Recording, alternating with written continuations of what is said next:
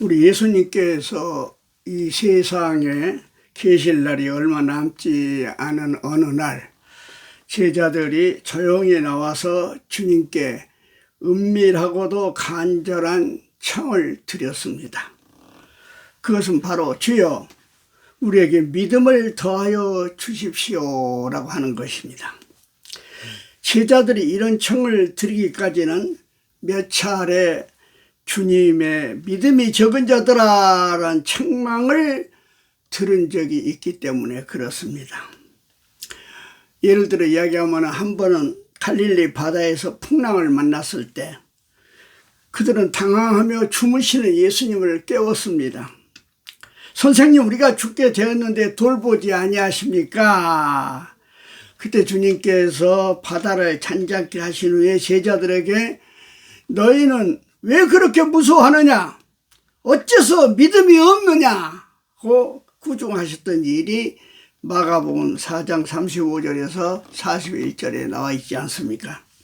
또 한 번은 변화산에서 내려오셨을 때 귀신 들린 아이를 놓고 제자들이 쩔쩔매고 있을 때입니다. 그 아이를 고쳐 보내신 후 제자들이 주님께 여쭈었습니다. 저희는 왜 귀신을 쫓아내지 못했습니까? 그때 주께서 너의 믿음이 적기 때문이다.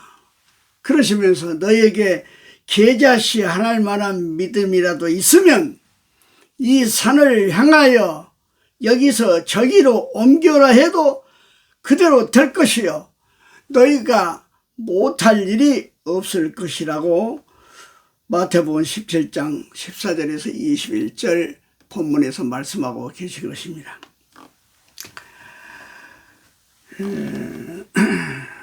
사실 제자들이 3년 동안 주님을 따라다녔지만 잘못된 메시아관 때문에 하나님 나라를 제대로 이해하지 못했고 그러므로 믿음을 올바로 얻지 못했던 것 같습니다. 예.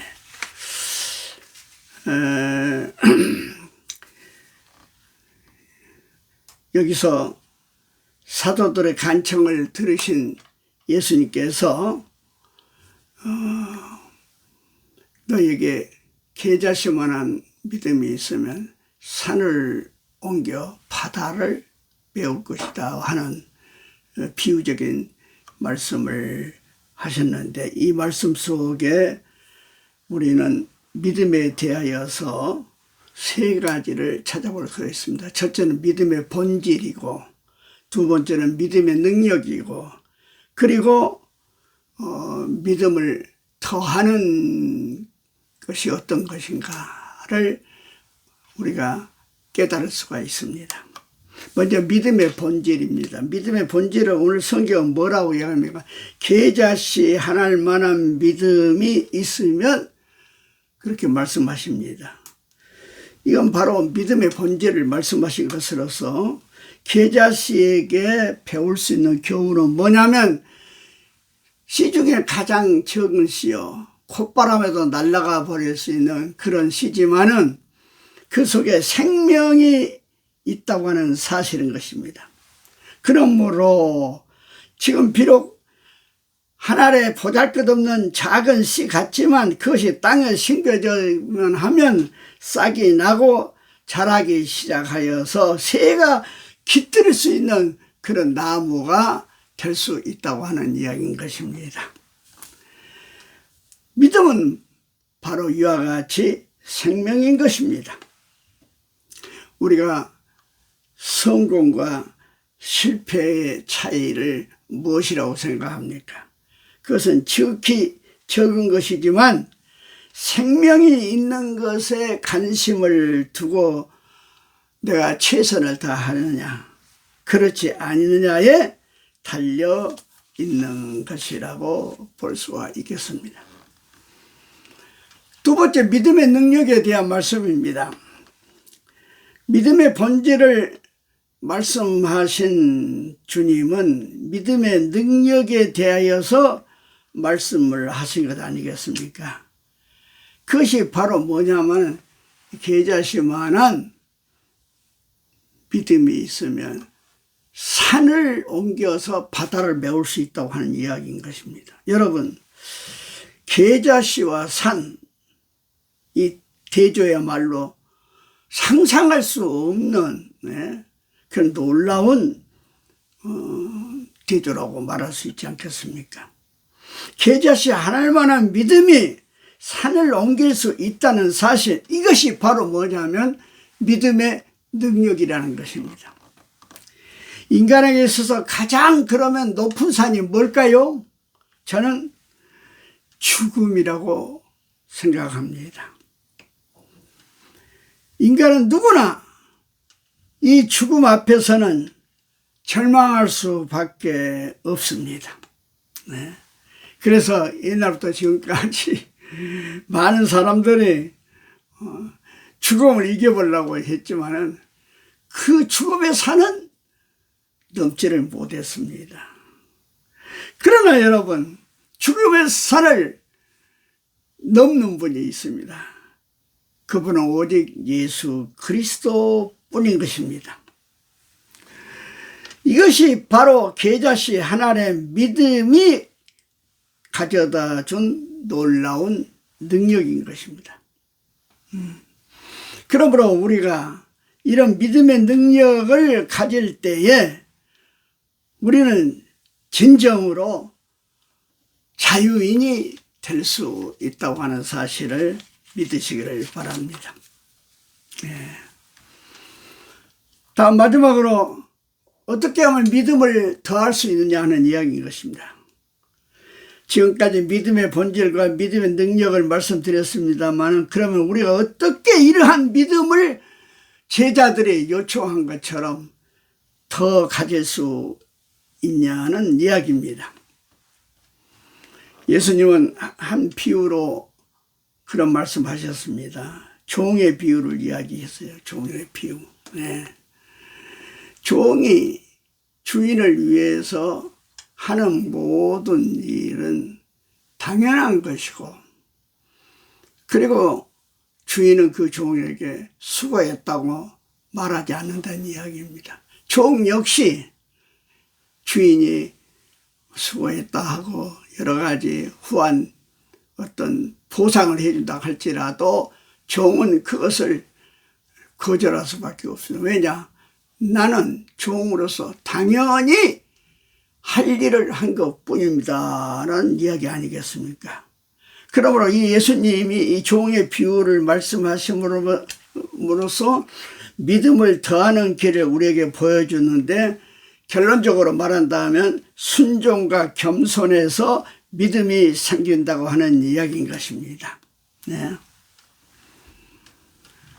이와 같이 너희도 명령받은 것을 다 행한 후에 이르기를 우리는 무익한 종이라 우리 하여야 할 일을 한 것뿐입니다.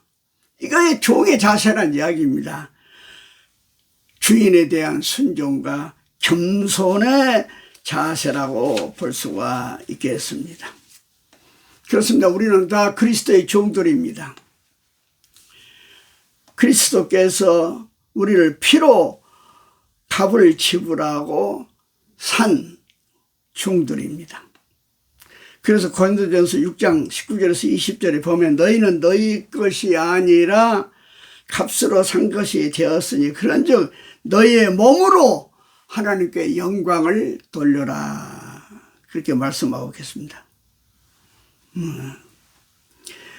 우리가 주님에게 갚을 수 있는 은혜를 갚을 수 있는 길은 우리가 주님으로부터 진 빚을 탕감 받을 수 있는 길은 다른 게 아닙니다. 우리가 주님에게 오직 겸손과 감사와 순종이 있을 뿐인 것입니다. 네, 그렇습니다. 사랑하는 여러분, 믿음은 말에 있는 것이 아닙니다.